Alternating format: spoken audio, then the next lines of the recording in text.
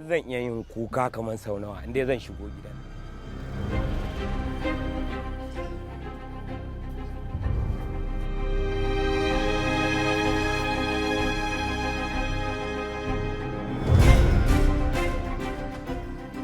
Suka rasu da safe